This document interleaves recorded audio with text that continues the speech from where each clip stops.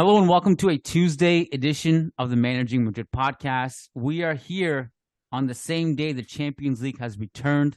I'm your host, Kiyan Sobhani. And joining me on this Tuesday, Mr. Angelo Valdes, co-host of Los Futbolitos, longtime listener of the podcast, and has grown tremendously because I've known Angelo now for a while. And one day I just kind of looked up and realized, wow, this guy is on a Kardashian level of fame now. He has completely outgrown us, and we're going to bring him on the show to just talk about football, talk about Real Madrid, Madridista, of course. Angelo, welcome to the show, man. How you doing? Hello, Kiyan. How are you? Hello, Managing Madrid family. Like Kiyan said, I've been a long-time listener, been a Patreon for a long time, actually, still a Patreon to this day. And yeah, it's been a pleasure to be here. Thank you for inviting me. And of course, for the ones that don't know me, I'm known in social media to be the guy with the most knowledge of the sport, of soccer, of football, and of Real Madrid. So you're definitely going to learn a lot of factos, like Cristiano said a long time ago. So let's go. If you want irrefutable, infallible knowledge, go check out Angelo's channel. We are going to link it. Exactly. We are going to link it in the show notes. We'll tag him so you can just click on it. I mean, quite frankly, like the show is big enough that you probably already know him. But although your show is strictly in Spanish, correct? Yeah, my show is in Spanish. So if you know English and Spanish, you can go and listen to our show, Los Bolitos. It was actually inspired by this podcast. My show was going to be a Real Madrid podcast, actually. And then we decided just to do it of just the biggest clubs in Europe. So it was inspired by this podcast. Without Kiyan, I probably wouldn't have Los Futbolitos, none of that success. So, yeah, thank you, obviously, Kiyan. And let's talk about some ball. Well, I've always wanted, because I have so many interests in football outside of Real Madrid. It's not just Real Madrid.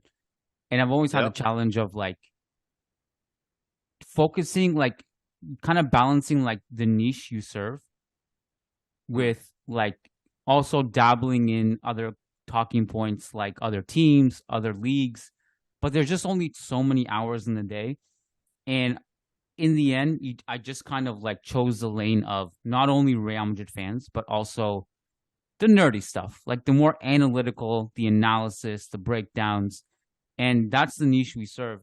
So, but obviously, there are other teams, there are other things to talk about. So I do like to branch out, but you kind of serve that role. I also love that because you have something that I can never have, which is you are good at knocking people off the fence. You're good at polarizing people. You're good at saying something, sticking to it. And that just makes you explode. And I think that's what you do. Because I remember you used to give me advice hey, post this social media clip. And I would look at it and I'd be like, holy shit, I can't post this, Angelo, because it's taken completely out of context. People are going to hate me. This makes no sense. And you were like, but this is how you grow. And you're right. But I've always had trouble kind of going that route of being really polarizing, saying things out of context, and pissing people off. You're better at that than me. So what is the worst, could you remember, what's the worst thing that you've gotten in terms of backlash? First of all, I think I should say that you're saying it, and it sounds like I do it on purpose. I think people just do not understand the knowledge of the game. I know how Cristiano feels and how he felt throughout his whole career, which was being the enemy. I think I've become the villain of the industry, and obviously the Latin Americans industry. I know how he feels. Imagine destroying every single country you play in, Italy, England, Spain, and still be the villain. I mean, it's insane. I think you just have to stick with your opinion, stick with your guts, because I've been watching the game for a total of 2 years now. I'm kidding. I'm watching the game for a long time, so you just have to stick with your guns, man. And what's the worst thing? I think just Argentinian fans, bro. They're the worst ever. We have obviously they're not the worst. We love you guys, but they have this thing just in general in the industry talking about football is people are so just stuck and attached to their opinions. Like they have to speak in a serious way 100% of the time. There was no space for humor and jokes, and just be a little silly with your opinion in It's this life or death. industry. Yeah, it's like life or death. It's like no way, and it's like no space for like funny debate, because there's some space for debate. There's obviously sometimes no space for debate, but people we found a way just to talk about it in a like funny way, light way, entertaining way. And a lot of Argentinian fans, man, they've been pissed off because I'm obviously a Ronaldo fan, obviously a Real Madrid fan, like most of you guys listening to this podcast. And I have to go with Cristiano all the way. You can debate Messi is better. You can put him first in a rank. I think, honestly, it's very hard not to put him first after the World Cup that he had. But still, I will die with Cristiano on the pitch. Even though he could be objectively first in the rank, I will still die with Cristiano on the pitch, because how can I not? Messi hurt us a lot as Madrid fans. So how can I just go with this guy? I just can't. My heart doesn't let me. Even though objectively he has enough arguments to be up there above Cristiano. Well, but yeah, definitely. Why don't we get into it? Let's get it out of the way. Let's go. So let's go. Let's get it out of the way. So we had a couple clips because you came to our Dallas podcast. I mentioned this to you after the podcast. So with regards to going viral and not going viral, there's a clear path to going viral. There's actually a scientific formula, and it's not that hard. It just depends on how much you want to get into the drama of it. Me personally, I'm skeptical of it. I try to avoid it. But there's no question, anytime I see a clip, like we have a social media team, they send us the clip, and I look at it and we're like, this is going to do numbers. It's going to piss a lot of people off, but it's going to do numbers. It's going to get us a lot of new followers. It's going to make the rounds. Without fail, and because you know me, like my brand is not like really a controversial brand. It's more like stats. It's more analytics. Conservative. We don't even put too much opinion into it. We kind of just analyze what's happening. Yeah. So we had a couple recently that was kind of, for us, it was a little bit more bold, right? One was in the summertime, Lucas and I said we wouldn't renew Modric. And we wouldn't renew, you said? Yeah, we wouldn't renew Modric. It was from a mailbag. We outlined a bunch of reasons. There's no need to get into it now. That did some numbers, and it pissed a lot of people off, but got us a bunch of new followers. The most recent one was exactly on the subject you were speaking of, which was Messi versus Ronaldo, was me and Diego. And up until a certain point, it was, a lot of people saying, well, Kiyan owned Diego and stuff, and said some bad stuff about Diego. And that always hurts me. I don't like when people talk shit about Diego. I don't mind if people talk shit about me. I don't like when people talk shit about my co-host. So I didn't like that. And then eventually, like after a few hours, the Messi army found my TikTok, my Instagram, and it just went crazy. And to me, like, when I think of Ronaldo fanboys and I think of Messi fanboys, I'm honestly neither. I just respect that. Seriously, I respect the hell out of both of them. But I always say something that pisses a lot of Messi fans off, which is, if I had to win one game, the aliens landed, they challenge humanity to one game of football. They say, if we win, we enslave your entire species. We take over the planet. If you win, we'll leave. We'll never come back. And you had to do a draft. You had to pick the one guy who you would want on the field. To me, number one is Ronaldo.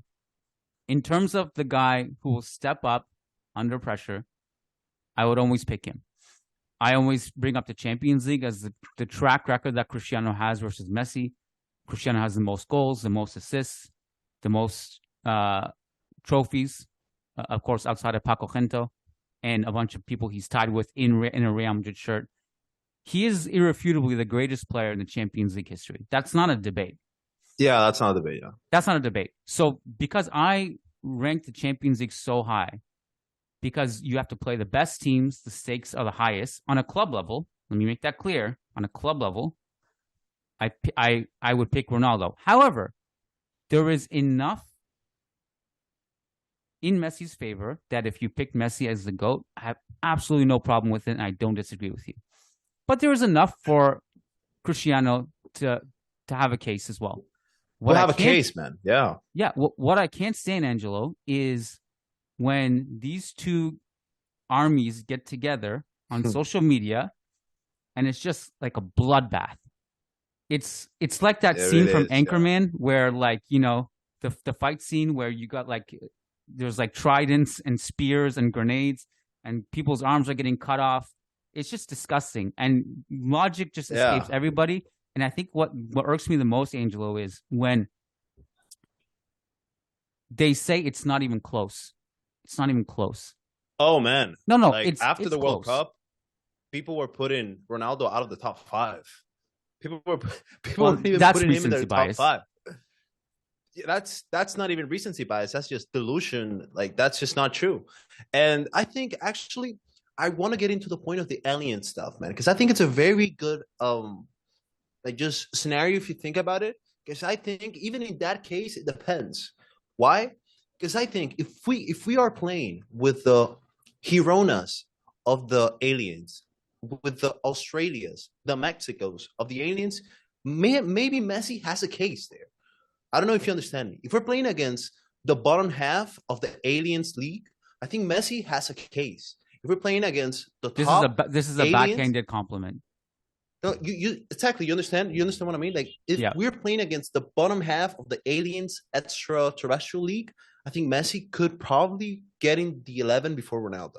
If we're playing against, if you're playing like their reserve team, if no reserve, if we're playing like the you know, the bottom half, like the guys are gonna be relegated to the second division of the aliens league. I think Messi has a great chance, man. Because we know his record against the Getafes of the world, against the Australias of the world, against the Luxemburgos of the world. But if we're playing against the Bayern Munich of the Aliens League, I think we gotta go with Mr. Sui, Mr. Cristiano Ronaldo. And yeah, I think the worst thing is, bro, it's the thing. I think there are two fan bases that are the loudest in the world of football, and it's Messi fans and Barca fans. I don't know if because I am a Ronaldo fan and a Madrid fan that I feel that way. But generally, if you go to, well, our first video was a video talking about Barca. It went viral, the first video ever. And it went viral because a lot of hate comments of Barca fans. It went viral because a lot of hate comments of Messi fans. I generally feel their army is stronger than ours, bro. Sorry, I think we lost the obsession war. I think we lost that one, man. Like, I cannot defend Cristiano in the way the Messi fans defend Messi. Like, I just can't, bro. If you were watching the US Open Cup at 10 p.m. at night, first of all, you're a hero because you're watching the MLS. But if you're hating on people because they're saying Messi's in a league that is an awful league, then you're just in a different headspace, man. And that's what people were saying. And people were putting Cristiano out of the top 5 and putting Cristiano below a lot of players. Messi, Maradona, Cruyff, Zidane, putting Cristiano below those guys. And it's like, then, man, you're obviously being recency bias, as you said, because Cristiano hasn't had the best last 3 years of his career. Cristiano is also 38. Let's see what was Maradona doing at 35? What was Pele even doing at 35? What were those players doing at 35? Cristiano was playing football since 2002, and he's still playing to this day, 20 and something years later. I mean, it's insane, his career. But I think it's become normal just to disrespect Cristiano. And it's become a thing to, if you don't think Messi is the GOAT, you're basically tagged as someone that doesn't know ball. Oh, you don't think Messi's the GOAT? Yeah, you don't know shit about the sport. When it's not the case, man. It's really not. Once you get into the like arguments of which league is worse, Saudi or MLS, that's basically the dark web. Like, you reach the abyss of like, people just at that point have lost all they just get into semantics. We're in a sad spot, yeah. Well, I'll tell you like the most recurring arguments that came in from the Messi fans to my TikTok. Wait, actually, before you do that, I just want to know your opinion. MLS or Saudi Pro League? I'm underqualified to answer this question. I don't know. I've never watched either of them. Bro, I watched some MLS with Toronto FC years ago when they were in that championship run. I'm completely underqualified, but from a pure star perspective, Saudi's got more stars.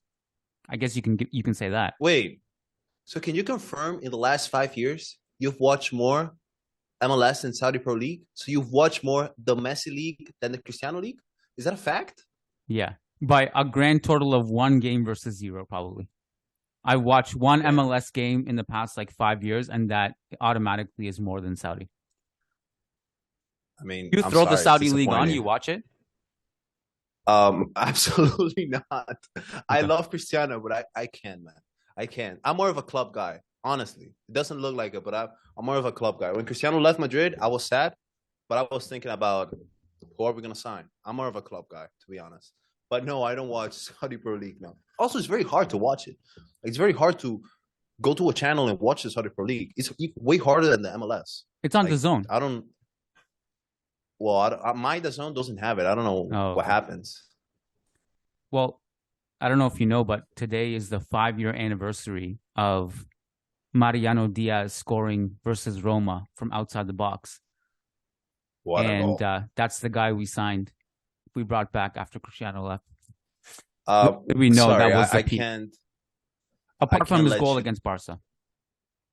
I'm sorry, man. I can't let you disrespect the GOAT of my country. We're both Dominicans.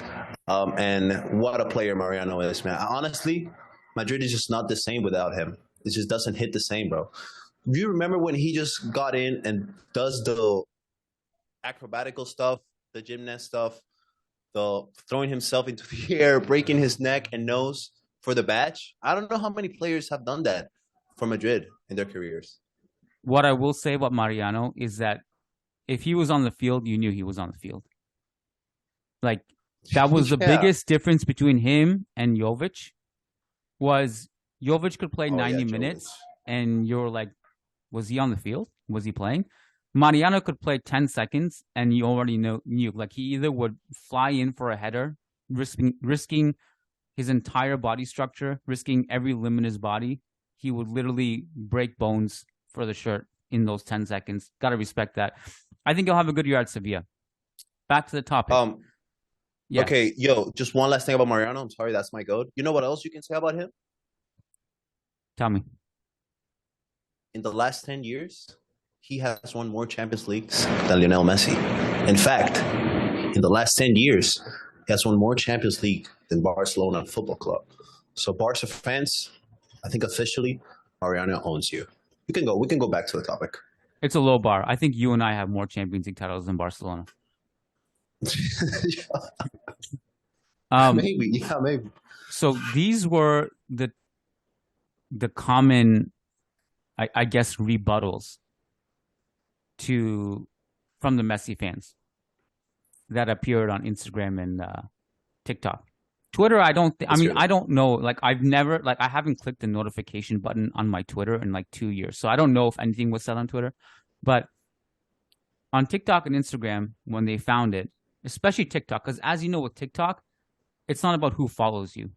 Because TikTok will show your stuff to the needed audience. And in this case, the Messi fans were easily found. The common rebuttals was because, and of course, when you post something on TikTok, you're taking a 2-hour conversation and you're squeezing it into a 1-minute clip. Yeah. So it's impossible to provide the entire nuanced conversation, right? Yeah.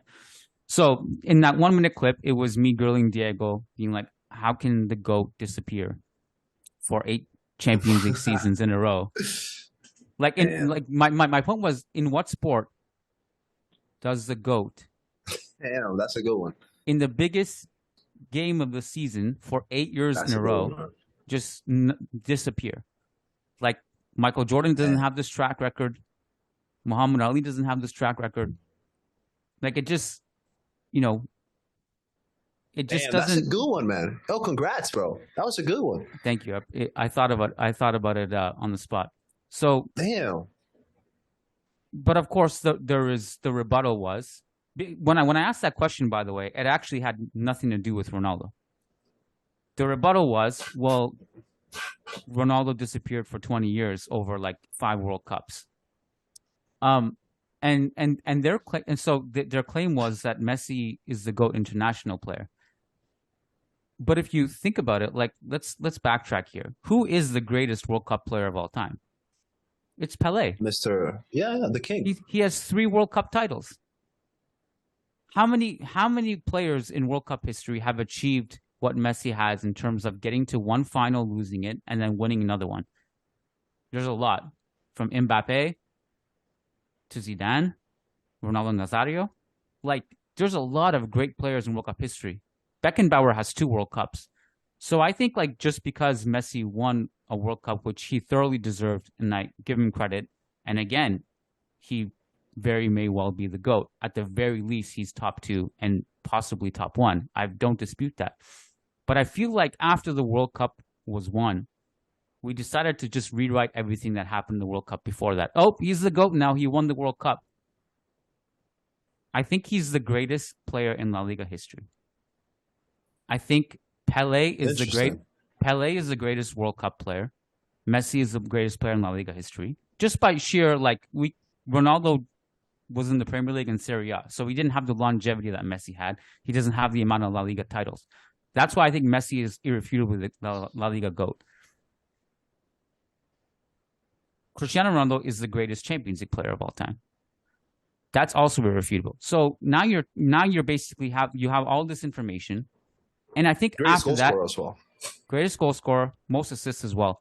So at that point, and most clutch moments, which is what I value the most, goals and knockouts, assists and knockouts, and the trophy at the end.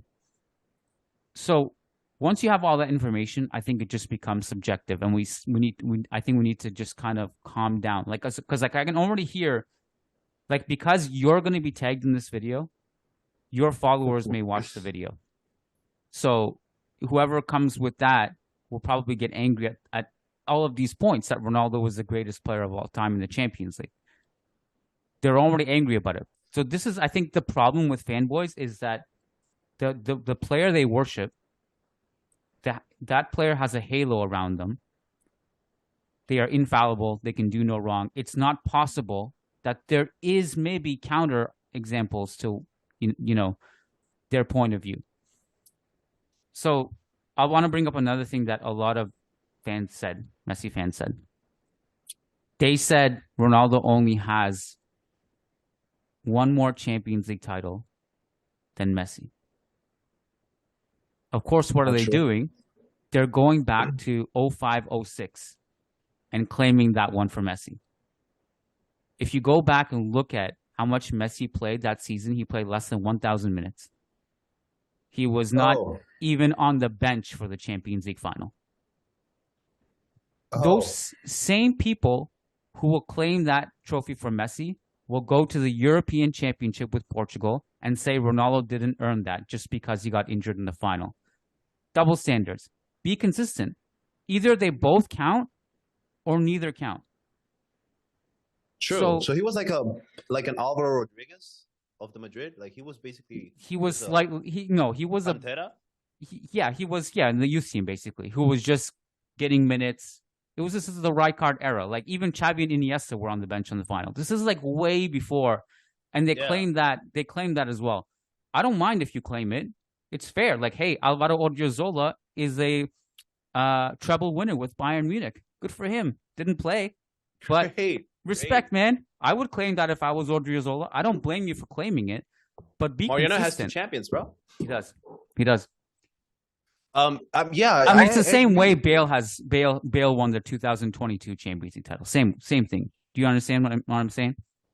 Do we count it for him? Of course we do, but how much did he contribute? Hazard, I know exactly what you mean. And double standards, bro. In this debate, just in general, and just football debate is crazy. The thing with Messi is interesting because let's also get to this point. Was he the best player in each Champions League he won? Was he? Does he get in the top 3 Champions League performances? Does he? Because in my head, I have 3 that have definitely need to be in the top three, and it's two Cristiano Ronaldo seasons, 13, 14, 16, 17, and Benzema's 21, 22 was insane.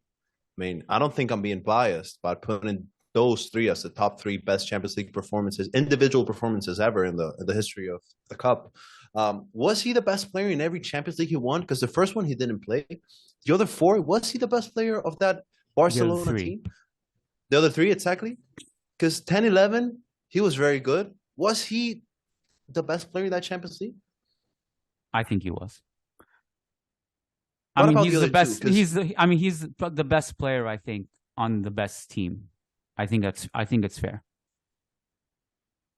But I think the difference of Ronaldo, the way he just dominated the competition, the way the competition got literally a nickname, he got nicknamed Mr. Champions League.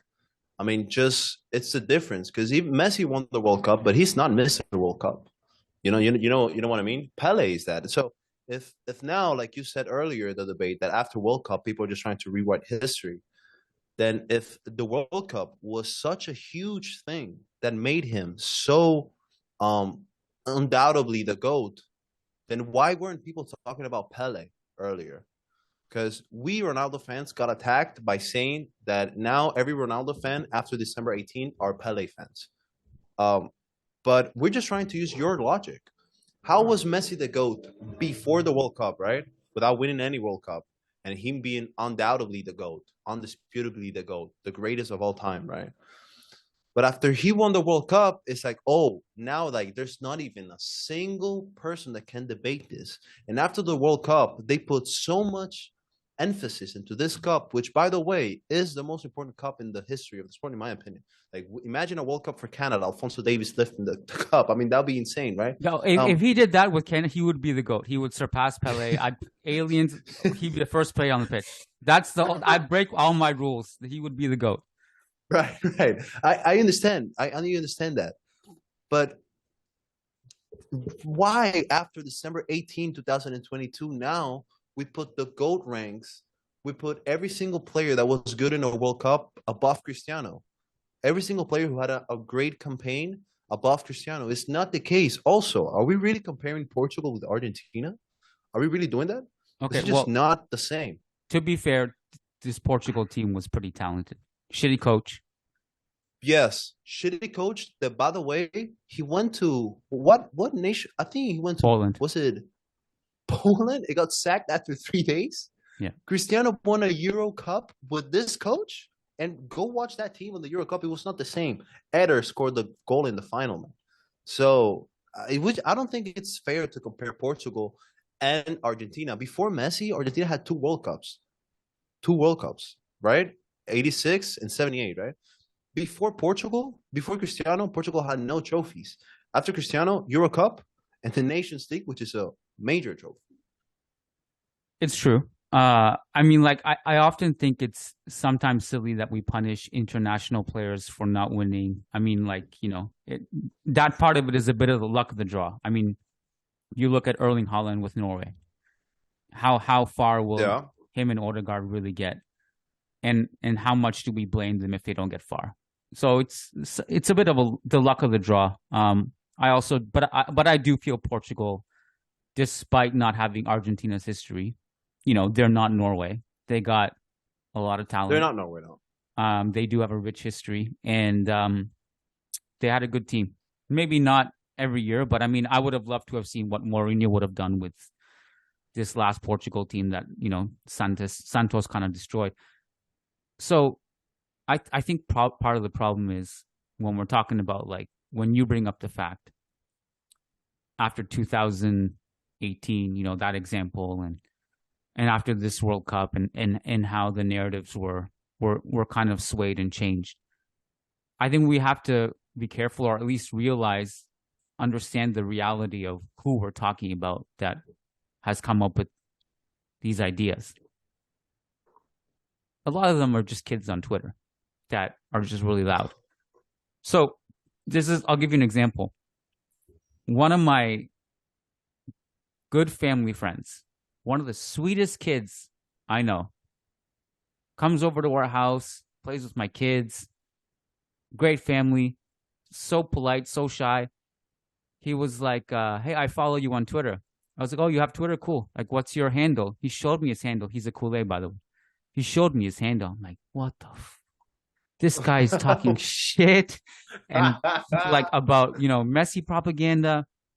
Lamine Like, Jamal probably best thing ever. oh man, just like cursing at people. I'm like, wait a second, you're this sweet kid. Like, and so like I that's why like I didn't reply to a single Messi person that came into my social media because I remembered that kid. I was like, I got to be careful. Like, first of all, Oh yeah. it's just not healthy to engage, and second of all, could be talking to anyone. They're all anonymous profiles. You have no idea who you're talking to, and so like obviously, 20 years ago, 20 years ago, I mean, like we had message boards and stuff, but like we weren't flooded with these massive notifications. 20 years ago, you're not having almost 200,000 followers and constant notifications, right? So Right. you're not as successful, but you also have a different kind of peace of mind in that sense. So, it's a different No, I reality. was one of those kids. My Yeah, me too, actually, username used with to be Raul. like Benzema something, like 9 Benzema underscore something. Like I Yeah. was one of those guys. I was also a kid. I was also 13, 12, just going to school every day and being like, oh, Cristiano scored a double on you. Cristiano is a GOAT. Then next weekend, we will get knocked out by Dortmund in the Champions League. And it was like, oh, you guys got knocked out. You guys are ass. I think it's also it's part of the sport life, man. At the end of the day, it's legit part of the fun of watching a sport. There's the beauty of what you guys do, which is analyze the sport, and you guys are basically my serious outlet. Like, I want to listen to people talking seriously about Real Madrid. I want to know why Rodrygo is underperforming his XG. I want to know that. You Yeah. guys are my outlet for that. Yeah. Sometimes I just want to, get in the kid's head and talk shit about their team, talk shit about the Barca fan base, talk shit about Lamine Jamal, even though he's obviously great. Every time Lamine Yamal does something great, I post a picture on Twitter of Arda Güler, and I'm like, just wait for this guy to pop up, bro. I've never watched a single second of Güler, but I'm just every time I see Lamine Yamal score, which he obviously is good, I put an Arda Güler or an Endrick photo. But it's also part of the sport, man. We need those sides. We need that because when Real Madrid win, I'm the first one going to Barca fans and going, "Yo, what's up now? Say hi to your father, Real Madrid. How many Champions League you have?" It's also part of the beauty of the debate. So this is a good point, and this is part of the reason why, like with managing Madrid, for example, we have a reputation, and this is something that my boss said to me recently.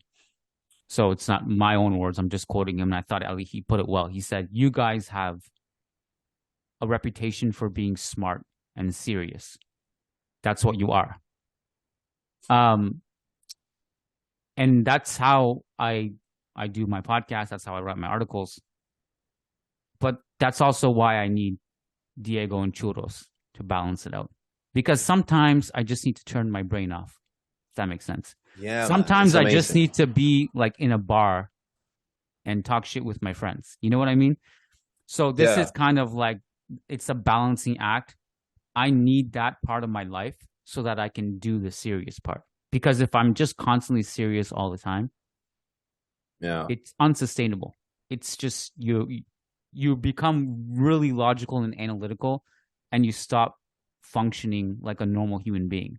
And you kind of does that make sense? It does, bro. Also, you're the minority in the game.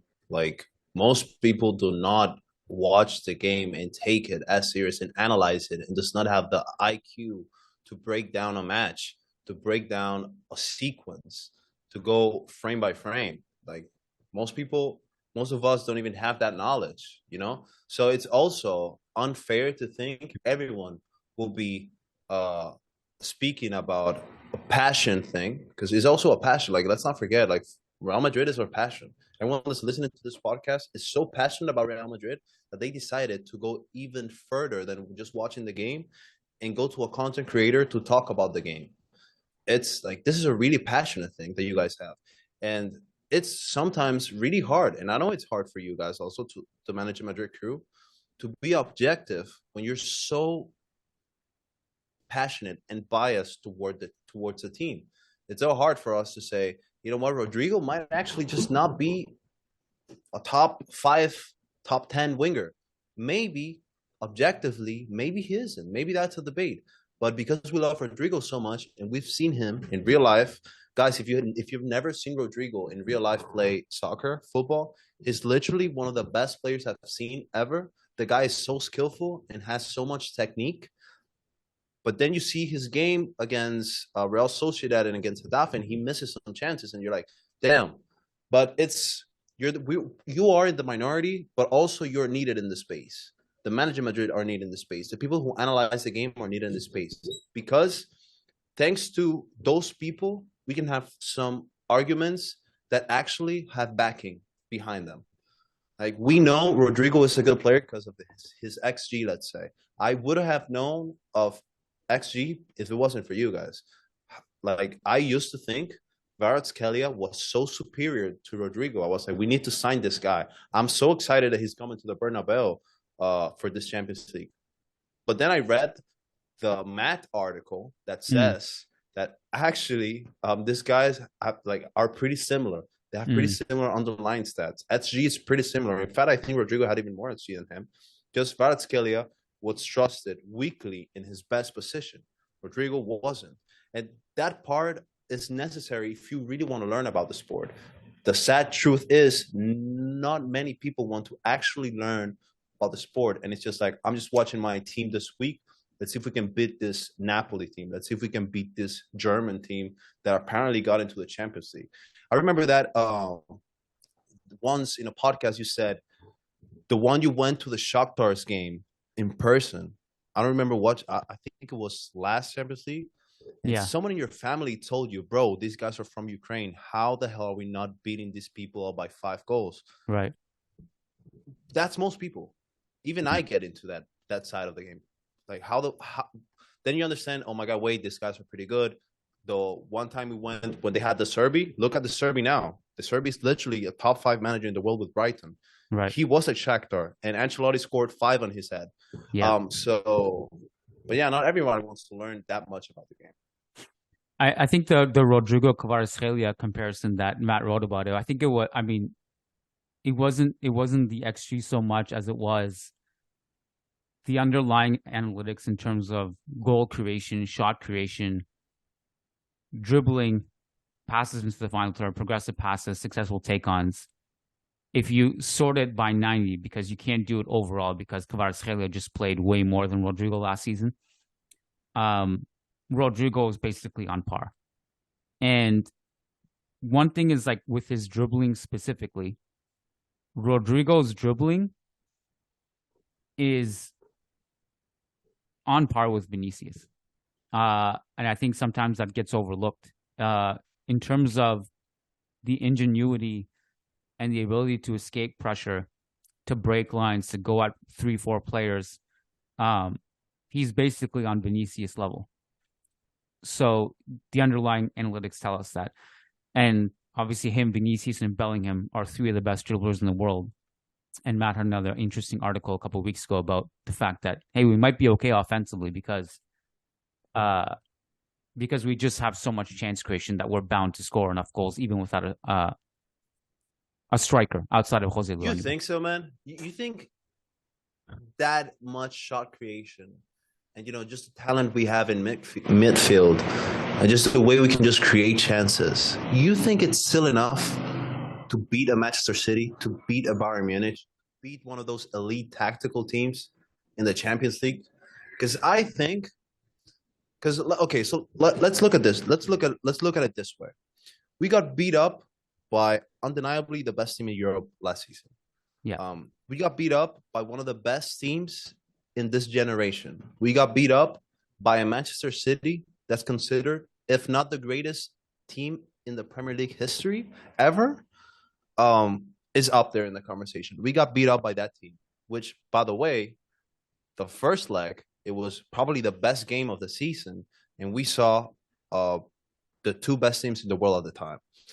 In the second leg, Kroos is playing as a 6, and Kroos gets ran by Bernardo Silva, De Bruyne, And let's not forget, Courtois had some insane saves.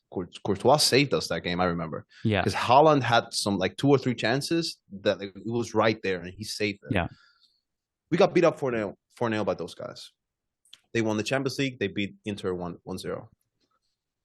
Still, it feels that, at that level, at the elite level, the most elite level, Manchester City, Madrid, at that elite level, the smallest things is the difference, basically. Yeah. That De Bruyne goal when Camavinga just a wrong pass, his only bad pass that game cost the goal.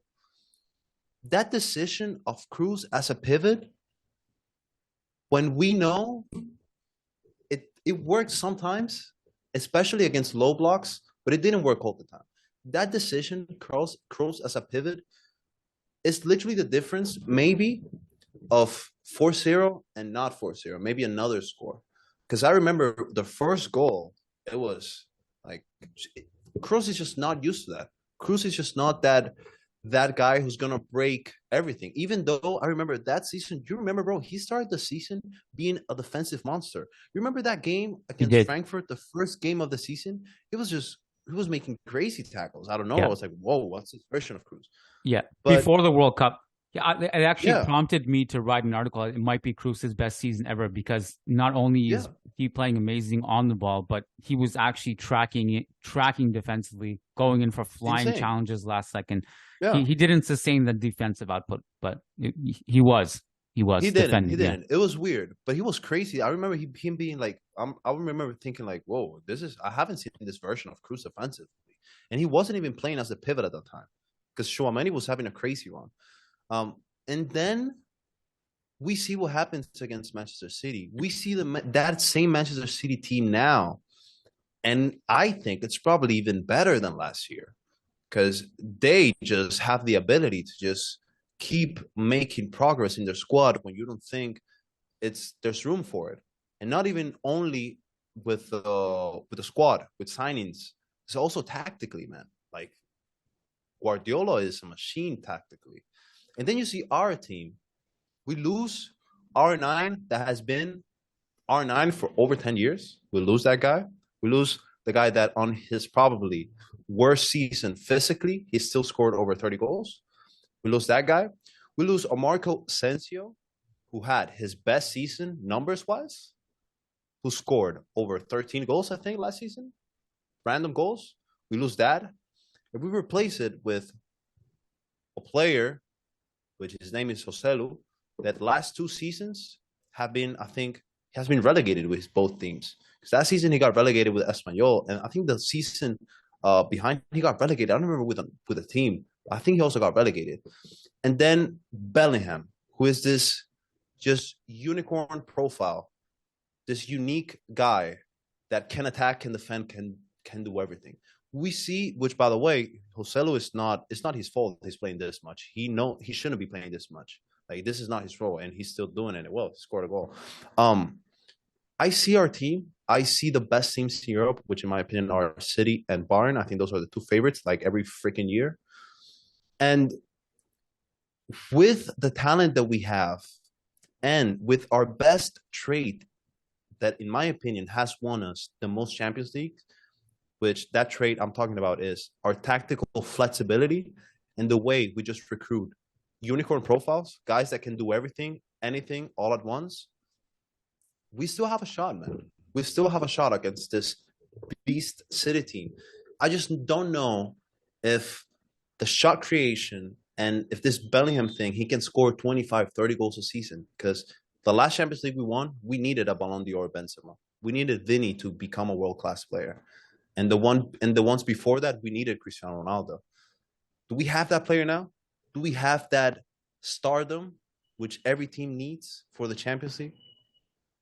So this is, I think, a loaded question. It's interesting. And I think the answer to, can we beat City is yes to me. But I think it's also contingent on how much have we learned from playing them last season. And this is going to be a bit blasphemous to say, but I think replacing Benzema with Bellingham, which obviously 2 completely different players in different positions, is actually a net positive for us, in part because of availability. Benzema just was not available last season as much as he needed to be. And apart from the 1 month of Ramadan Kareem, was not really like he just wasn't what he was 2 years ago. So I think when you factor that in with Bellingham as a multifunctional creator, elite dribbler, someone who works hard on defense, can press, can also finish chances, I think overall will be a net positive from last season. Obviously not from peak Benzema in a goal scoring perspective. And obviously Benzema was one of the greatest link-up strikers of all time. But I think if you reflect on what happened against Manchester City last season, and by the way, I think Inter Milan proved that City are very mortal. And there was definitely a lot of luck in that Champions League final. But I think if you reflect on what happened against City last season, first leg, we went toe-to-toe with them. First half, City dominated. Second half, we were awesome. We responded beautifully, and that ended in a draw. We have to be better at the Etihad, not just last season, but the year before that as well. We definitely have to decrease. Like, if they're going to outplay us at the Etihad, it can't be a 4-goal margin. 1-goal margin, okay, we can save it for the other leg. I remember asking Pep about this after the 4-0. I asked him in the press conference, I said, what happened? Like, what was the difference? Because in the first leg, Real Madrid regrouped at halftime and played a lot better. In the second leg, at halftime, me personally, I was my delusional Madridista ass. At 2-0 at halftime, we were getting destroyed. I'm like, we got this. Remontada. Because I'm just desensitized to Real Madrid getting outplayed and then figuring it out at the end. Yeah. We couldn't do that. So I asked Pep, so what happened? Why weren't they able to turn it around? And he said, honestly, like, the Etihad, like in the Champions League, playing at home makes all the difference. And I think the Etihad, it really does. It was a fortress all season, not just that game, right? I think they were unbeaten or something. You were there, right? You were there, like. Yeah, I was there. Yeah. Is it underrated? Because there's a lot of memes about that. Empty had. Is it underrated, that stadium? I mean, so that was the only game I've ever been at the Etihad. So my perception of it might be skewed because I'm not there for a random Premier League game that fans might not care about as much. This was Real Madrid Champions League semifinals. It was rocking, man. It was the atmosphere. It was crazy, right? It was unreal. Yeah. So it was great. And I think, but then again, if you reflect on it, atmosphere apart, although obviously that played a part in it. Look at the way we were set up. Think about like how difficult it is to play City that way when you're set up that way. We were playing in a low block, deep. The moment we get possession, like City shoot, City pass, they give the ball away or whatever. Anytime our players got the ball, we were in no position to put a pass together. We were getting counter-pressed. We were all in this deep shell. There was no outlets. There was no way to escape. That, combined with the Etihad going crazy every time we would lose possession, it just compounded and compounded and compounded, and we were just destroyed psychologically. You think about all the other things. You mentioned Kroos playing the DM. Camavinga playing left back that game. Although he did play well as in the first leg at left back against Bernardo Silva. Second leg was a totally different story. We had no movement between the lines. We had no outlets. So really what we needed was Camavinga to go play in the midfield. We needed Tchouaméni on the field as well. And we just needed better build-up structure. So how we learned from that, like Bellingham, like in that game particularly, would have been massive if we were set up properly because he actually helps us escape. He can carry the ball in transition. Like, so it all depends. Like, if we learn from what happened against City last season and we approach it differently, yeah, I think we can beat them. Having said that, I think City are the best team in the world right now. Like, I think they're clear number one favorites. They also got past the psychological hump last season, winning the final, because that was a barrier for them. They came close so many times. I'd put us on par with Bayern, though, as like, number two. Yeah, I think we have to be up there, man, just for the respect. Just for the respect of, like, these guys can turn into different beasts on a Tuesday, on a Wednesday. On a Saturday, bro, they can be losing to Real Sociedad in the first 5 minutes of the game. On Sure. a Tuesday, it's a different story. I think we have what it takes with this team to be different against City. Because if like the first three La Liga games with the midfield of Tchouaméni, Valverde, and Camavinga and Bellingham included in that, like we can just rock everyone and like we just have probably, even in my opinion, could be even more than City. We probably have the most physical team in Europe right now, if you think about it, because we lost Courtois, which is always going to be a downgrade, no matter who you think. Like, Yeah, we that's a lost the huge best one. I goalkeeper in the forgot to world. mention that. Like when you beat Yeah. when you play City, you probably need Courtois to. Yeah, you probably need Courtois. We have gluten-free Carvajal, an insane physical beast. We have, even though he got injured today, I'm sorry, bro. We have Alaba. We have Rudiger. We lost Militao, a big loss. But we have the guy who locked Haaland out of the semifinal last year. We have this Fran Garcia guy who is a physical beast. I mean, you saw it in the Clásico in real life. I saw him too. He's just a crazy physical beast. I think he has a thing with his first touch, which is not really that good in my opinion, but I guess that can improve. Our midfield, like, let's not talk about our midfield, right? It's the most physical thing ever. Vinicius and Rodrygo are two physical beasts as well. So in terms of physicality, we have what it takes to take the game and put it on Guardiola. Basically, to who has been Guardiola's biggest arch enemy? I don't know how the word. The last few years, a physical team. Jurgen Klopp's Liverpool. They have been the most physical team in Europe for a lot of years, and that was the Guardiola Classic. Oh, I'm gonna play against this team that's gonna bring the game to me, and they're gonna counter pressure me. I remember every single Liverpool chance that they had was counter pressure, came from counter pressure. Real Yeah. Madrid chances last season and the last probably 5 years do not come from counter pressure. We have the possibility to get this new outlet of chances because the team we have, because we have physical beasts, man. Because we don't have Kroos and Modric at the same time in the starting 11.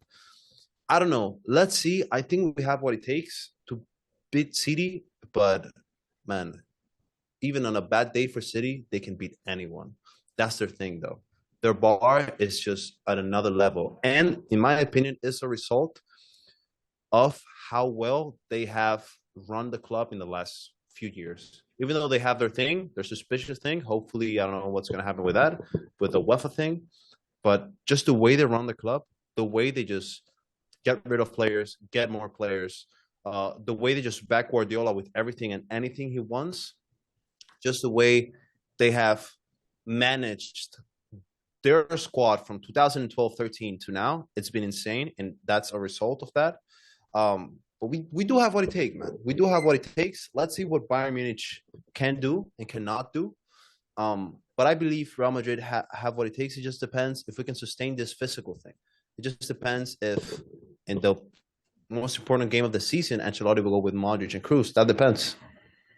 I mean, the cheating and the infinite money aside, City's sporting project, when you give the brain power of Manchester City infinite amount of money, it's a scary combination because you compare and contrast that with another team that's spending like crazy, like Chelsea, which has no sporting vision and no thought process to the players they sign.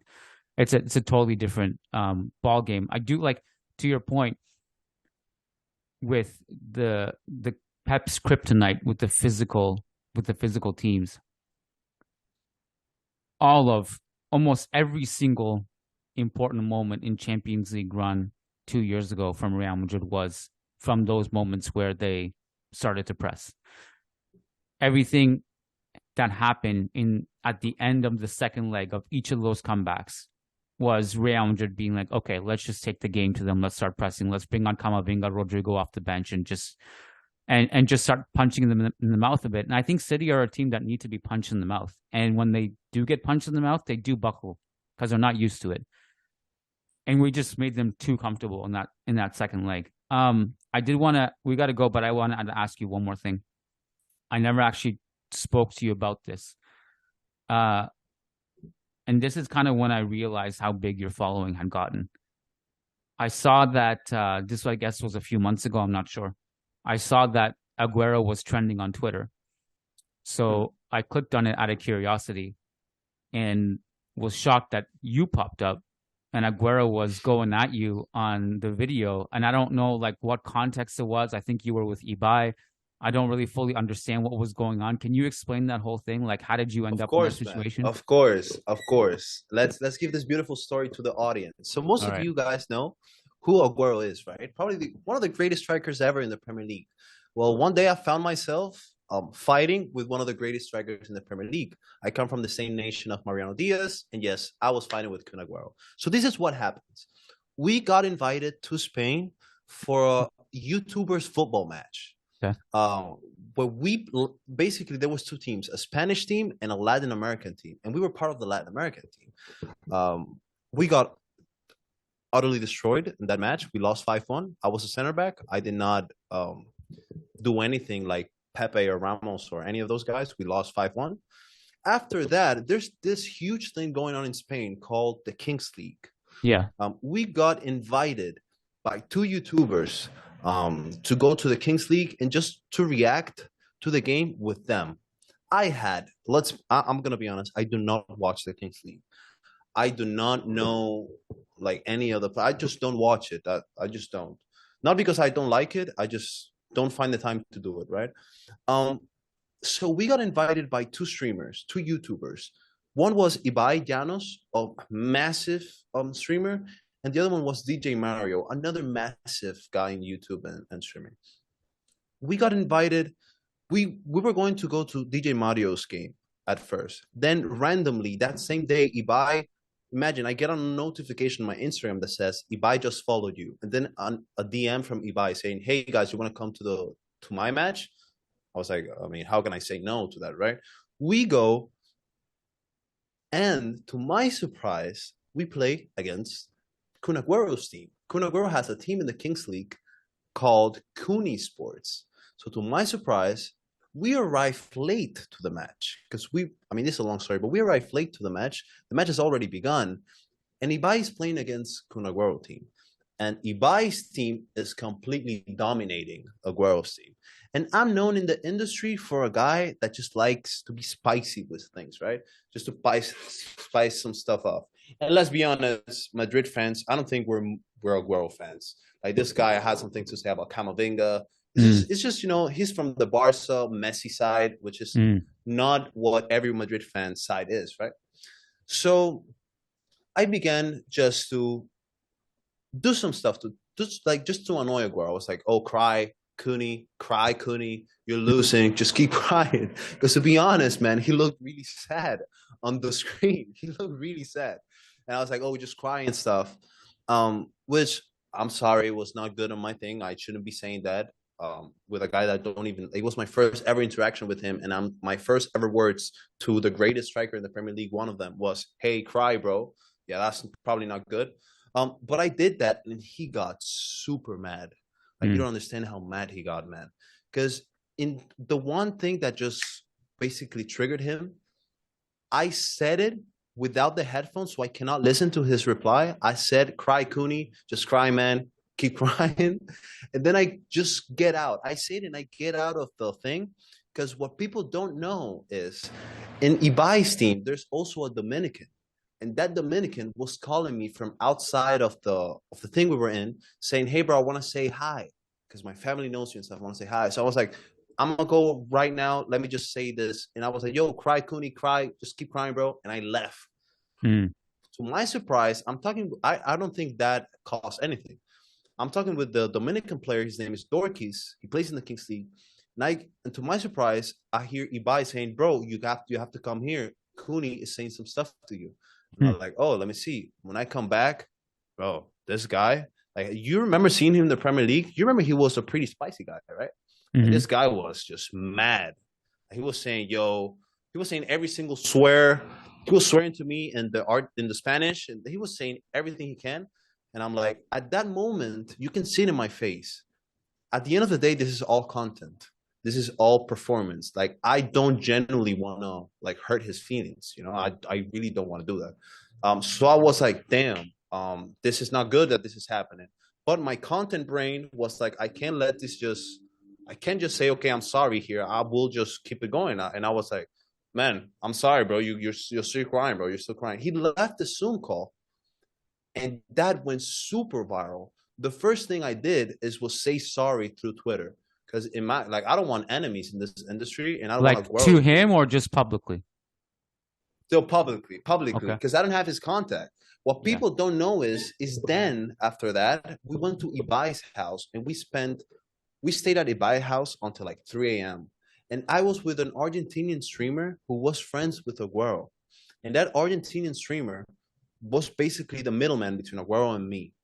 Aguero was saying stuff to him, saying, "I'm sorry, man. I'm in reality, it went over my head. Like I shouldn't have reacted that way."